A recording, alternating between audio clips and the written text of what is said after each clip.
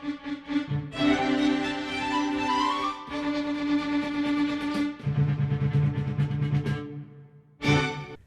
everybody, Carl here, and it's so good to see everyone, you know, virtually. And I tell you what, this is the second time making this. I think I'm going to have to retire the Kodak. It was doing some crazy stuff. I wasted 20 minutes, so, but so I don't want to waste any more. What this is about today is, I know it's been a while since I came on here, but what I've been doing is I've been trying to get the supplies that I need to give you a better presentation. And I got the alginate, we talked about that. We're going to use that as a molding medium. I got some plaster, which we're going to use in several different ways. We're going to use it as a way to make a mold. We could possibly use it as the product itself that we're going to make, whatever item we're going to make. It actually can be made out of plaster, and we can do things with it. Let's see, what else did I get? Oh, I looked at some other stuff too, like styrofoam.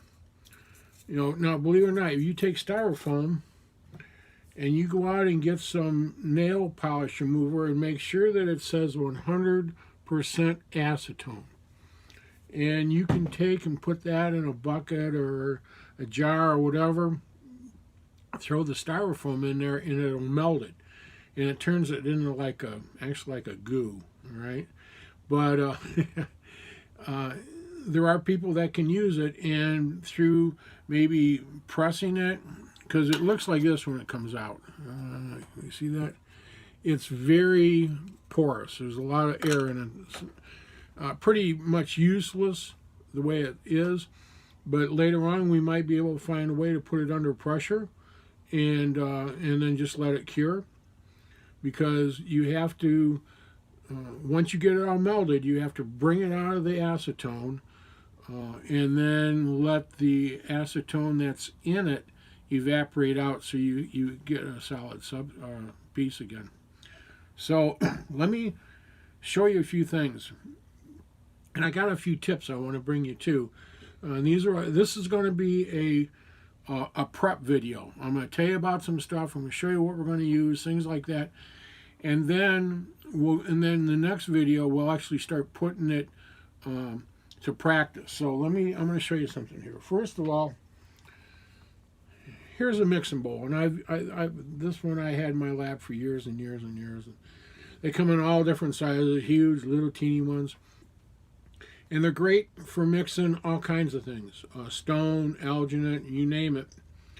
But do you really need one? I mean, I have one, so I'm going to use it. But do you need one? No, you don't need one of these. Matter of fact, if you just get like a Tupperware or any kind, the kind that the sliced cold cuts come in, something like that. And you want to have a little bit of flexibility on it, right? And then what are you going to mix it with? Well, I have somewhere, I don't even know if I have it anymore, I haven't seen it for a long time, a really nice spatula, and they work great. But for many years and for a lot of stuff, I just use a butter knife, and it works fantastic. Just mix it and you're good to go. Now, some of the things I want to talk about, first of all, when you're using either alginate or plaster or any kind of stone or anything like that, and I'll show you what we got here. Okay, first of all, I have some Plaster of Paris. Okay, you can see that, and it's pretty fine. You mix it with water, and there's instructions usually come with it. And when you first start, you want to experiment. Use a little bit, don't waste all of it. Use a little bit, and go with the ratios they tell you, and see how it comes out. Because there's going to be times you're going to want it kind of thin, and other times you're going to want it kind of thick. And sometimes you're going to want it to set up fast, and other times you're going to want it set up slow, and I'm going to go over that in just a few here. Okay, now another thing that we have the alginate. Same thing. Real powdery, almost like confectioner's sugar, like powdered sugar. Real fine, same thing. Look at the directions and use the ratios that they talk about, so you can get used to using it, so you don't waste it. Because this stuff, it's not cheap. It's not real expensive, but it's not cheap. And it'll last you a long time if you learn how to use it properly. Okay. And then also, we've got our, we still have our putty and stuff, and we'll cover that, because there's things that we can do with this putty that's going to come in real handy dandy too. Now, as far as speeding and slowing things up, okay, let's cover that real quick. Now, with alginate, the best way, if you want to speed it up so it'll set up quick for you, use warm water. And if you use that real warm water, you better go quick, because it'll set up and you'll be done. But then you can go on, you can pour into it, whatever you're going to do, at that point you can use it. Now, if you want a little more time on it, use real cold water, and that will retard the time. That will slow the time down. So, what about the plaster? Same thing.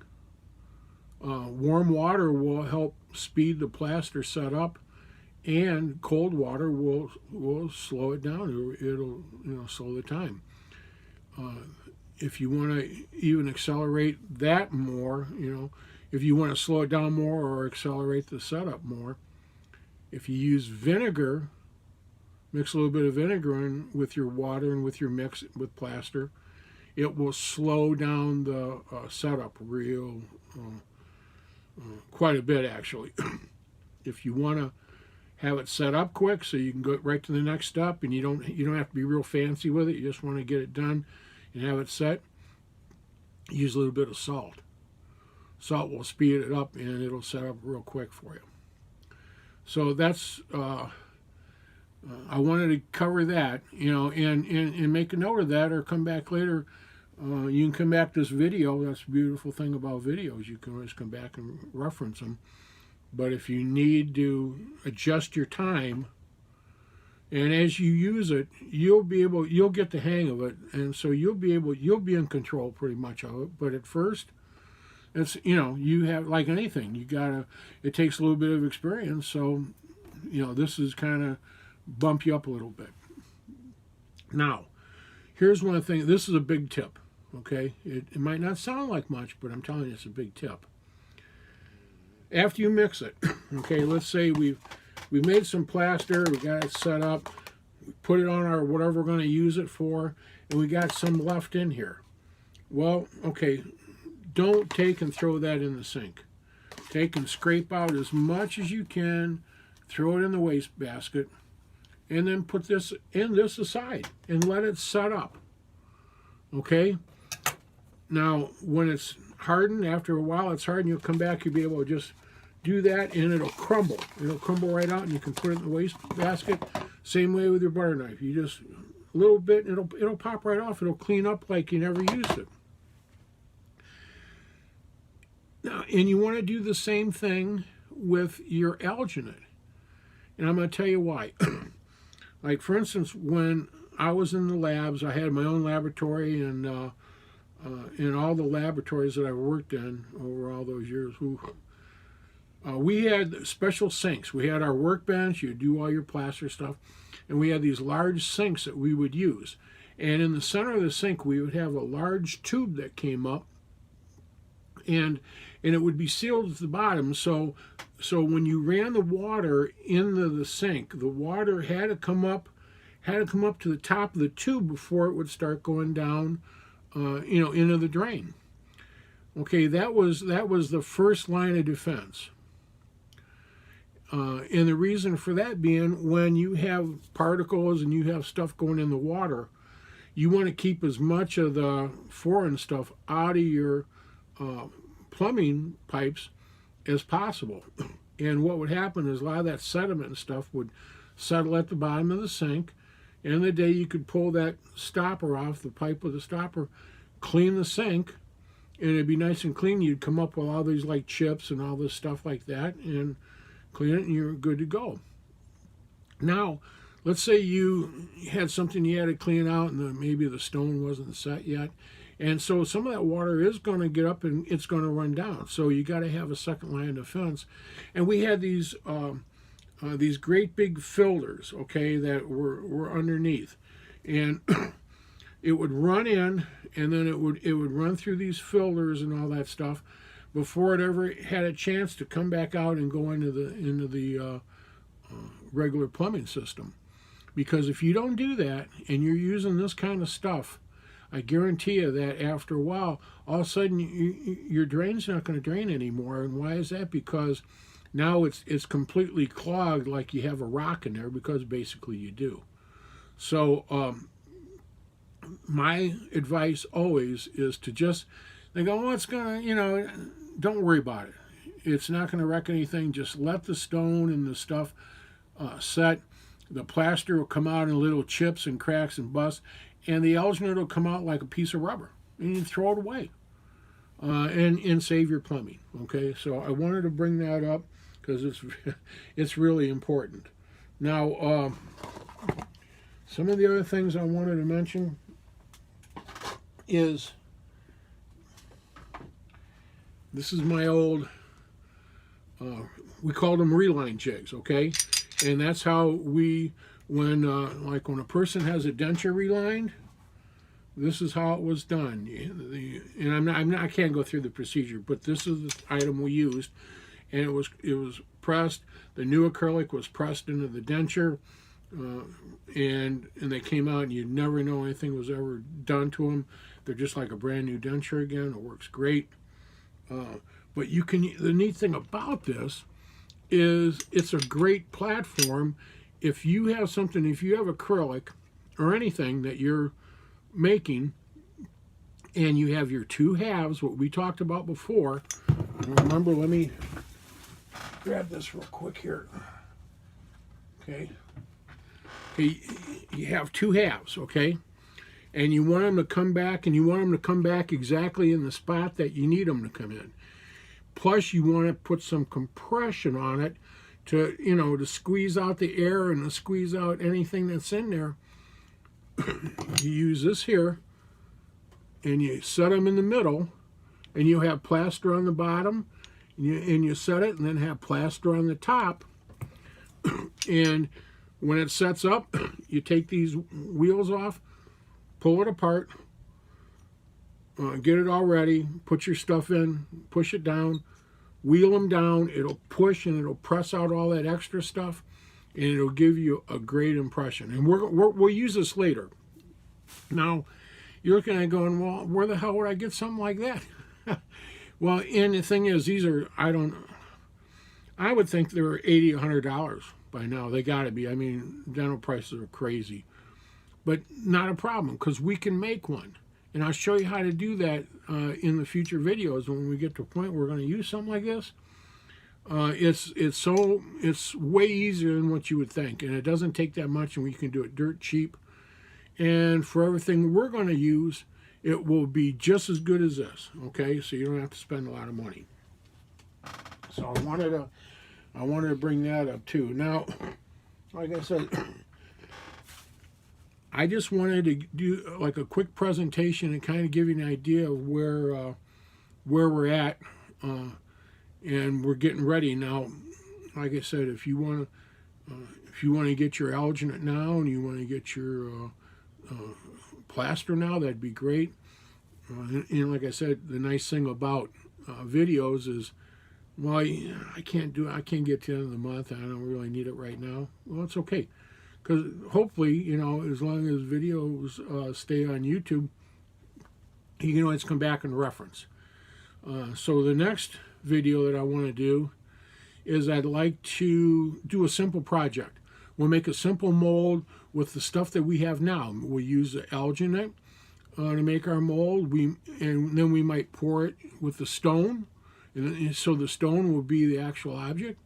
And then maybe we'll make something where we use the stone as the impression material, and maybe we'll put some. Let's see. Well, what could we use? Well, that would be a good thing to use the putty for, right?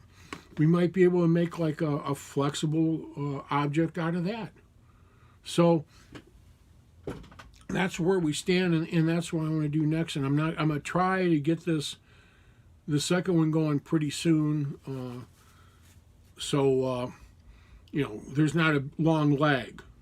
Like I said, I've been taking a while.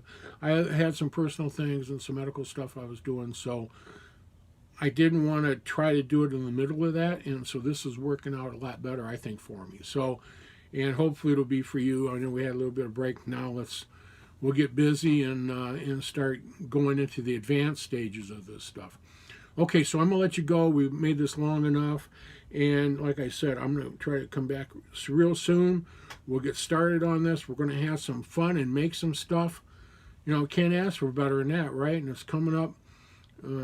Fall's coming up here, because this is summer of 2019, and a lot of people are still doing stuff outside. But as it starts getting closer to winter, where you're indoors, this might be a good opportunity to try stuff like this. But anyway, enough of that for right now. I'm so glad that you were here with me. I appreciate it so much.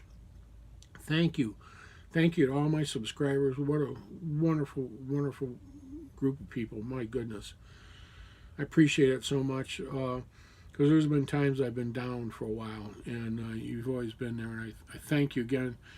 I want to try to bring you some really good stuff, make it worth your while, and until then, we'll see you on the next one. Have a fantastic day and take care of everybody. Goodbye now. Bye.